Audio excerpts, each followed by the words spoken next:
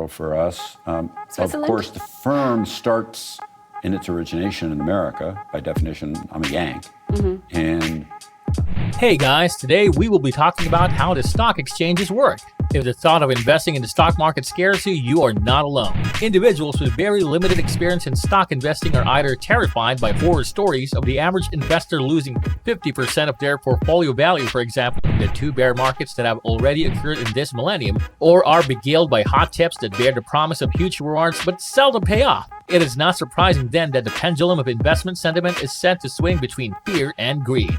The reality is that investing in the stock market carries risk, but when approached in a disciplined manner, it is one of the most efficient ways to build up one's net worth. While the value of one's home typically accounts for most of the net worth of the average individual, most of the affluent and very rich generally have the majority of their wealth invested in stocks. In order to understand the mechanics of the stock market, let's begin by delving into the definition of a stock and its different types. Stocks or shares of a company represent ownership equity in the firm, which give shareholders voting rights, as well as a residual claim on corporate earnings in the form of capital gains and dividends.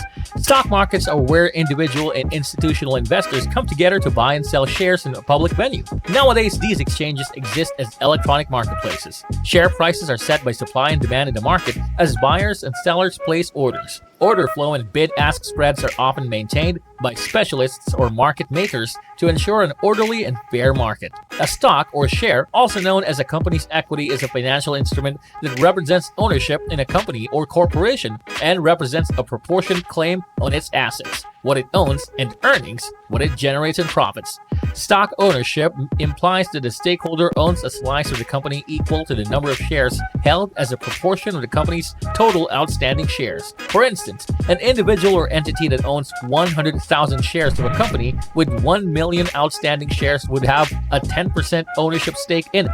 Most companies have outstanding shares that run into the millions or billions. While there are 2 main types of stock, common and preferred, the term equities is synonymous with common shares, as their combined market value and trading volumes are many orders of magnitude larger than that of preferred shares. The main distinction between the two is that a common share usually carry voting rights that enable the common shareholder to have a say in corporate meetings, like the annual general meeting or AGM, where matters such as election to the board of directors or appointment of auditors are voted upon. While preferred shares generally do not have voting rights, preferred shares are so named because they have preference over the common shares in a company to receive dividends as well as assets in the event of a liquidation. Common stock can be further classified in terms of their voting rights. While the basic premise of common shares is that they should have equal voting rights, 1 vote per share held, some companies have dual or multiple classes of stock with different voting rights attached to each class. In such a dual class structure, Class A shares, for example, may have 10 votes per share, while the Class B subordinate voting shares may only have 1 vote per share. Dual or multiple class share structures are designed to enable the founders of a company to control its fortunes, strategic direction, and ability to innovate. Today's corporate giant likely had its start as a small private entity launched by a visionary founder a few decades ago. Think of Jack Ma incubating Alibaba Group Holding Limited, BABA, for his apartment in Hangzhou, China in 1999, or Mark Zuckerberg founding the earliest version of Facebook, Inc., FB, from his Harvard University dorm room in 2004. Technology giants like these have become among the biggest companies in the world within a couple of decades. However, growing at such a frantic pace requires access to a massive amount of capital. In order to make the transition from an idea germinating in an entrepreneur's brain to an operating company, they need to lease an office or factory, hire employees, buy equipment and raw materials, and put in place a sales and distribution network, among other things.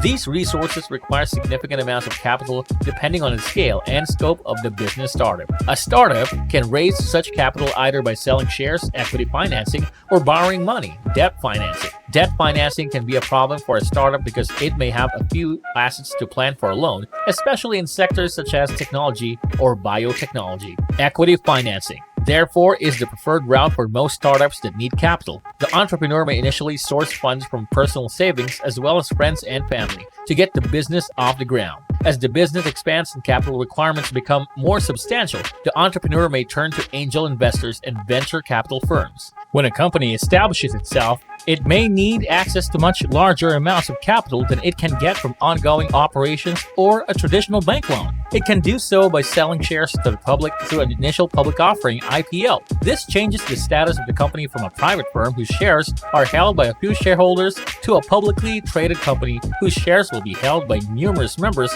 of the general public. The IPO also offers early investors in the company an opportunity to cash out part of their stake, often reaping very handsome rewards in the process. Once the company shares are listed on a stock exchange and trading in it commences, the price of these shares will fluctuate as investors and traders assess and reassess their intrinsic value. There are many different ratios and metrics that can be used to value stocks, in which the single most popular measure is probably the price per earnings or PE ratio. The stock analysis also tends to fall into one of two camps: fundamental analysis or technical analysis. Stock exchanges are secondary markets where existing owners of shares can transact with potential buyers. It is important to understand that the corporation listed on stock markets do not buy and sell their own shares on a regular basis. Companies may engage in stock buybacks or issue new shares, but these are not day-to-day operations and often occur outside of the framework of an exchange. So when you buy a share of stock on the stock market, you're not buying it from the company, you're buying it from some other existing shareholder. Likewise, when you sell your shares, you do not sell them back to the company, rather you sell them to some other investor. The advent of modern stock market ushered in an age of regulation and professionalization that now ensures buyers and sellers of shares can trust that their transactions will go through fair prices and within a reasonable period of time. Today, there are many stock exchanges in the US and throughout the world, many of which are linked together electronically. This in turn means markets are more efficient and more liquid. Numerous studies have shown that over long periods of time, stocks generate investment returns that are superior to those from other asset class. Stock returns arise from capital gains and dividends. A capital gain occurs when you sell a stock at a higher price than the price at which you purchased it. A dividend is the share of profit that a company distributes to its shareholders. Dividends are an important component of stock returns since 1956.